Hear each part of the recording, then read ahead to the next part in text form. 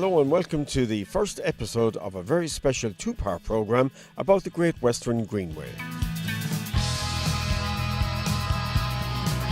Over the course of the next 2 weeks, I will be travelling the length of the Greenway, starting in Westport and finishing up on Achill Island.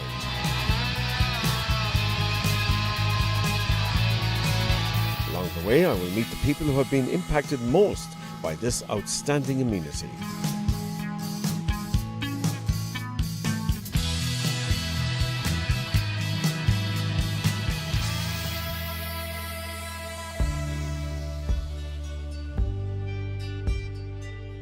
To kick things off, we visit Westport Bikes for Hire, run by Kathleen Gavin.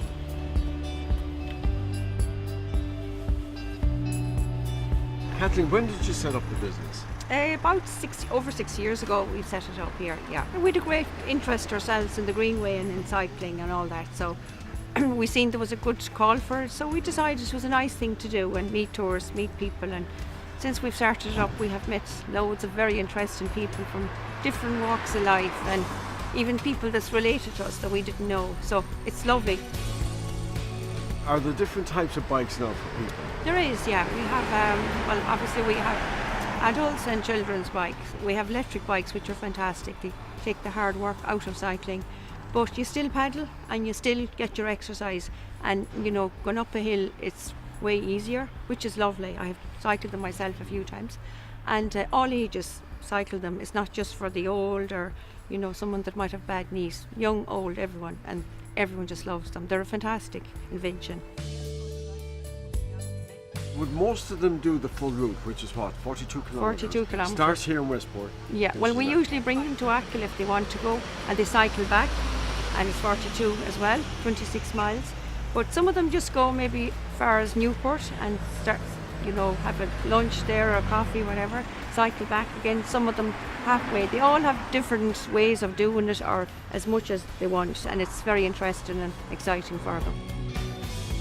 So what has the Great Western Greenway now meant for you as a business person? Oh, it's fantastic. Like, it's lovely to meet all nationalities, you know, on your own doorstep, and you hear some great interesting stories for them, and it's lovely to see them enjoying themselves and coming back and having lovely stories, give you beautiful photographs or give you a good review, and it's made it all very worthwhile. And what about the future now, Kathleen, for the business here? Yeah, I see it growing all the time, and it's busy all the time, all year round really. Not as busy as in the summer, but you will get people going out, and people just cycle. When they come, they just want to do some activity, and cycling is a good one because it's off-road, it's safe, very safe for children, and parents love it because they're not worried about their children, and you know, they can stop, start, do as much as they want and do it as quick or slow as they want, so they love it, and it's a safe activity and a fun activity.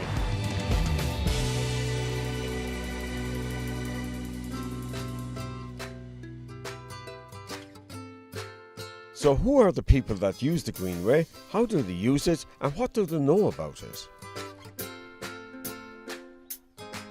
We've driven past it. We went out to Achill Island last year, and we went past and we saw people cycling and the signs and thought, love to try it. Today was finally a nice day, so we're heading to Achill Island again, but we thought we'd stop and spend half a day riding up and down and have a look. We would use it about 3 times a week. Like to go running or cycle it. Beautiful, it's a great facility here in Westport for the whole town, but for visitors as well. It's a big attraction for visitors too. The scenery is beautiful, it's so safe, and it's a great facility. I believe it was a railway line once upon a time, so we're not expecting too many hills. Hopefully.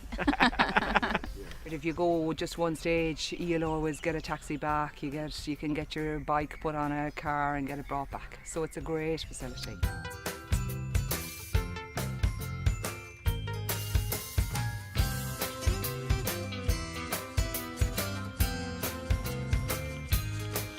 So now it's time to leave Westport and head north towards Newport.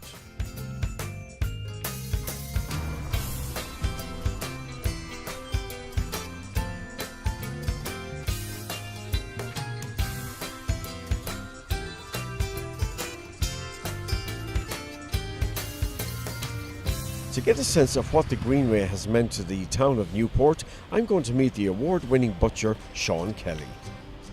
Last week we got the Georgina Campbell Best Breakfast Food in Ireland for 2018. I like entering competitions because when you enter a competition, Henry, you're competing against yourself. You're not competing against the next fella. You're competing against yourself, that if your product is good enough, you're going to get a prize. And that's the way I look at it. Kelly's Kitchen is right beside us, and my daughter runs that. And it's an unbelievable success for us anyways, because all the product that she uses in the restaurant comes from us next door. This Greenway has been the life and soul of West Mayo. And I say that because 10 years ago you came into this town, you wouldn't get a cup of coffee. There's 4 or 5 premises now serving coffee. And it is great. If you have 250,000 people, that's how many people done the Greenway last year. If you have 250,000 people passing your door, and if you take €1 off them people, it's a lot of money. Especially for the premises in the west of Ireland. If you take half that, or even 25 cents, it's still a lot of money. And that's why we've done this. And it is a Greenway pudding, as we call it, but we put seaweed into it. There's 5 different seaweeds, which is very healthy for you, and it's good too. Because a lot of chefs are using seaweed now because it is a healthy option. It's going well for us. Every year, thanks be to God, we're selling more and more pudding and sausages. Another local business that is doing well since the Greenway came to be is Blue Bicycle Tea Rooms, and I caught up with the owner, Frank Chambers, some time ago. We had this premises here and it was sitting there idle for quite a long time. To be quite honest with you, there wasn't a big business to be got out from it. We decided when the Greenway opened, it did bring an influx of people, so we said we'd open it, and from that on it has been very successful as a summer business for us. We basically have tea rooms and we serve all our own food, all our own cooking. So what about the Greenway? What has it done for the local area? It has highlighted Newport in the sense where people might have read about it or looked at it on the map, but they now visit it and they see a lot of the attraction that's in the vicinity of it, such as the mountains and the national park and the different coastal line of the whole Greenway area. The money that has been spent on the Greenway and the investment, which is very small and minuscule in national terms, has brought the biggest benefit to the economy and to the people to sustain the area along from Achill to Westport. And certainly all businesses have benefited, and it has lifted all the boats.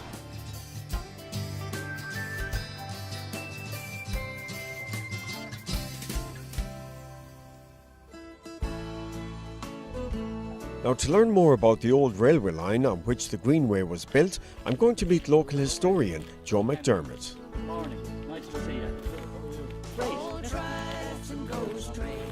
Joe, you have a tremendous history of the whole Great Western Greenway, going back to the start of it. Yeah, indeed, Henry. When I first came to live here and saw the viaduct in Newport, I became fascinated. What's this? And then I discovered that there was this old railway line which ran from Westport through Newport and on out to Achill. And it opened for business in 1894-95. And of course it finally closed down in 1937. So there was a disused line there for many years. Yes, after that it lay disused. Farmers themselves started to use it. Here and there a few walkers, locals might use it, but by and large derelict. The rail lines were taken up and there it remained until Mayo County Council had this idea of developing a greenway. Now there are greenways in other countries and they looked at them and saw, you know, this is a very good idea for tourism, and so the greenway developed from that. The Greenway runs for 44 kilometres from Westport right through to Achill Island itself. For us locals who live here, it's a fantastic amenity. Like myself and my wife would be out here regular, walking the Greenway and cycling the Greenway. And lots of local people, you'll meet them on the Greenway. Now, you maintain this is one of the most unique greenways in Europe, Western Europe. I think it is because this greenway utilises farmers' lands and they voluntarily gave permissive access to the greenway, which is fantastic. And they see the benefit of them. Their sons and daughters have jobs as a result, and hopefully it'll keep more people in the area. Now, the location we're at the moment now, Joe, Yeah, this is really spectacular, isn't it? We can look back over my shoulder here and see the Red Bridge, Achill Bridge, the old road bridge, which is now part of the Greenway. Also we have here the Achill River, which is flowing behind me, and just to the north of that then we have Lochs Furness and Fia, two very famous fishing lochs for salmon and eel and trout. Now you've written about this, haven't you? Yeah, well, I've been involved with Mayo County Council and with Anna Connor, who is a fantastic worker for Mayo Tourism, and I've done lots of work creating information pieces for the Greenway, looking at new ways of presenting that information, not alone through guidebooks but maybe through audio systems, etc. and so on, you know, creating apps and stuff like that. And obviously you meet people regularly on the Greenway here. What did they chat to you about? Everything and anything, particularly if they think you're local. They want to know what's that and where is this and why is that, and you know, you'll have great conversations. Greenways are very interesting psychologically, I think. They open up the possibility of people walking along and having a chat. This is almost, in a way, a little bit like a pilgrimage. You know, you're on a journey to somewhere. Maybe it's to find yourself, not just the location you're going to, but you can enjoy just the scenery around you. Now we have to take a quick break, but join us again in part 2, where Joe is going to tell us a little bit more about the Greenway.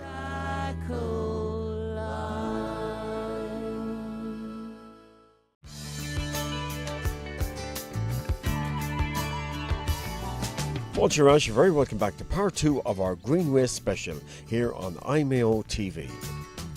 Before the break, we met local historian Joe McDermott, who told us about the old railway line on which the Greenway was built. And now Joe is going to show us some points of interest not far from the town of Newport. Yeah, this is a particular place that I like, Henry. It's a very good example of an underpass for cattle.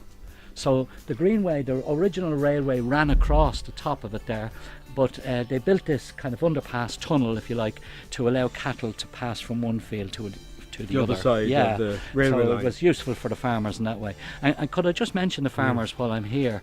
You know, a big number of farmers have given permissive access to Mayo County Council to put the Greenway in place, and I think really we owe them an awful debt of gratitude for what they've done. Because it wouldn't have happened without them. It would not have happened because it's all done with permissive access.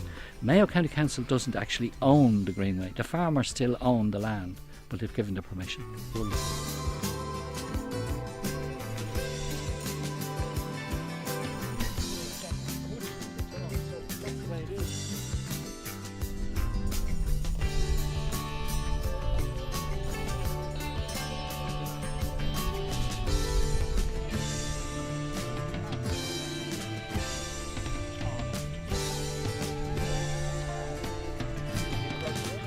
So here we are in Dorada, Henry, and this is a very interesting spot because this was a level crossing. There were 16 right of here. these. Right here, the train went across here.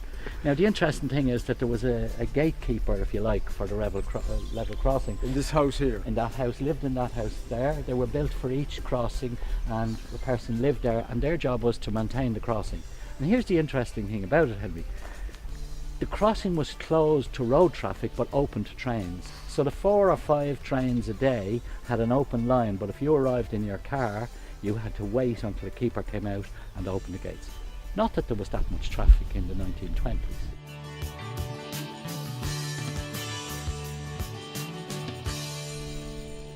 Next up, I'm off to Achill Abbey to meet Jed and Georgia of Terra Firma, a bespoke hiking company based here in Newport.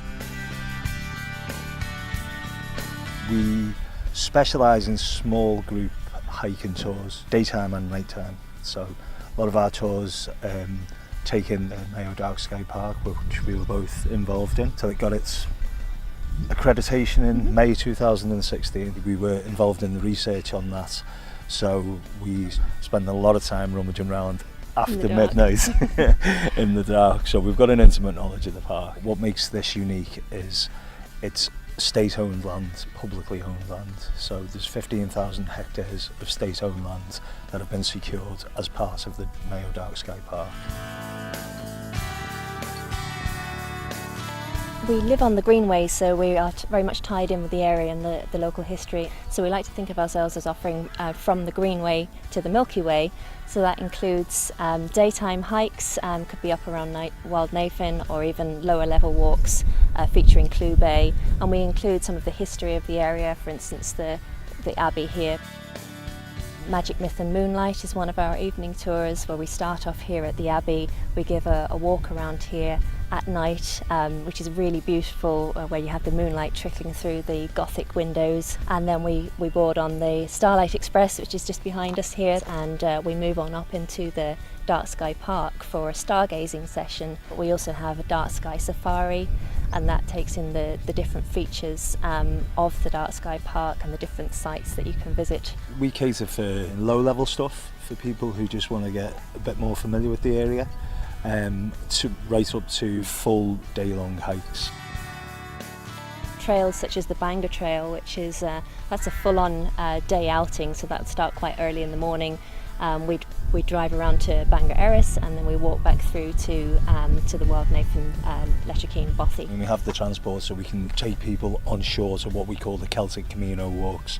So we'll be taking people down towards Achill, stopping, doing a couple of kilometres walk, getting back on the bus and showing them a lot of the history of the area. We work with a lot of the community events, so we're involved in the Mayo Dark Sky Festival, which takes place the 2nd to the 4th of November. We put up any upcoming events and we keep an eye on the night sky, so we have what we call a Star Chasers list. So if people, it's kind of like Storm Chasers, you register with us and we let you know if there's a good clear sky coming up, then we'll plan a night out. And this is all part of the Great Western Greenway. People are coming along now and wanting to cycle Greenway from Westport all the way to Achill. Now they need to pass through Newport to do that journey. So people are now starting to come back and look for other things to do in the area. So that's where it's given us, a boost in our business, because people are coming back. They've seen the Greenway. We're at the gateway to Clew Bay, we're at the gateway to the Wild Atlantic Way, we're right on the doorstep of Wildnathan, so people are really intrigued by the area and they want to come back and find out a lot more about it. Another aspect of Terra Firma's tours is the storytelling and magic provided by Shanachie Dan O'Donoghue. Jed and Georgia have kindly lined him up for a quick demonstration of his talents at the Bothy in Letterkenny. Okay, Henry, I have some cigarette paper. I'll tell you about that in a moment. But I see you're wearing a ring. Could I possibly borrow it? Or even better still, I won't even touch it. Could you place it inside the box for me? And I'll stand up for this because I want to see this myself. Could you put the lid on top, Henry? Thanks so much. Now, that's perfect. I have a very important question for you. Would you like to have a last look? Yeah, great. It's great to see the brass ring back in fashion. I haven't seen that for quite a while. Henry, just to keep everything safe and secure. Safe and secure. I'll protect it with a flame, and should anything go wrong, I'll give you a consolation prize. A beautiful pen I got in the bank today for free. It comes with its own sink stopper. This is to remind you, Henry, where your money is in the bank, if you didn't know already. Now all we do is balance the cigarette paper on the chain, something like this. Watch the paper. Do do do do do do do do. 3, 2, 1. Feel the ring, Henry. Tell me, is it hot? No? No. Well, it was when you bought it. Okay. I'll take it one more time, Henry, if I can, and try to literally pour it through the flame. Gone. Gone like a pussycat at a Doberman convention. Not over here, not over there, but back where we started. Seems impossible, Henry. Sorry, Henry, do you have another ring I can borrow? No, I'm only kidding, Henry. It's actually hiding over here. There you go. And that's the mystery. Very good. Well done. Cheers. Thanks, Henry. With the Wildnathan wilderness being such a vast area for outdoor enthusiasts to walk, hike and explore, I was curious to find out more about how it is run. So I'm going to have a chat with National Parks and Wildlife Divisional Manager Dennis Strong. Our Department of Cultural Heritage and the Gaeltacht has been involved with local landowners to develop the National Park here. More recently, we're working with Quilsha. Quilsha owned 10,600 acres of what was in effect commercial forest, but it's a vast area, and a lot of that area is still intact in terms of its naturalness. And that combined with the National Park lands, we'll have in excess of 11,500 hectares, which is a landscape of scale that you don't get everywhere in the country. In fact, it's quite unique. And aside from that, one of our key objectives is to try and make it more accessible to tourists. So people who are coming to the area, to Newport, to Mulranny, to Bangor, the whole hinterland, will be able to come here for outdoor recreation. It's unique, as I said, the scale of it is really unparalleled in the country. So as you can go for a couple of hours cycle or walk, you'll disappear off mobile phone signal in here, so you don't want to be getting lost. And if you want to, you can stay over. And our intention for this site will be wild camping, overnight facilities. Mayo has led the way, in particular Mayo County Council, on the development of the Greenway. And I think that Mayo has been identified for all the right reasons for its wild and natural remote areas that people want to go exploring. A lot of this county is so unexplored, and it has so much to offer. People arrive into Newport and if they cycle the Greenway, they want to know what else they can do in the area. And if you go into the local tourist shop, you'll get a map called Wild Nathan, and that'll take you out here to the gravel tracks and the trails. At the moment you have the two main, I suppose, highways through the site, to call them that. You have the Bangor Trail, which predates the N59 road. That was an old drover's trail that linked Bangor village in the very north end of the mountain range down to Newport here in the south. It's 27 kilometres of mountainous trail that you can only do by foot. And then on the east side of the mountain we have the Western Way, which is Western Way is a waymarked route as well. So you can start from Newport and follow the Western Way and go right through some 50 kilometres into Ballycastle on the north coast. And we will be developing more loop walks in the site as time goes on. People don't come to this part of Mayo for the weather. If you want weather, you go to Portugal and Spain. But what we have here is unique, and I know it'll be a success. There will be facilities for shorter walks. If at the old Bothy building down here at the car park, we'll have interpretation material in there. So if somebody wants to do a short walk or a short, 2 or 3 hours, he can do that as well. But to go right through the site, there'll be real challenges there for people who want to do that, and that's what's unique about Wild Nathan. Well, that's all we've time for this week, I'm afraid. But join us again next week at the same time as we discover more about the Great Western Greenway. I look forward to your company. So until then, slán go fóill.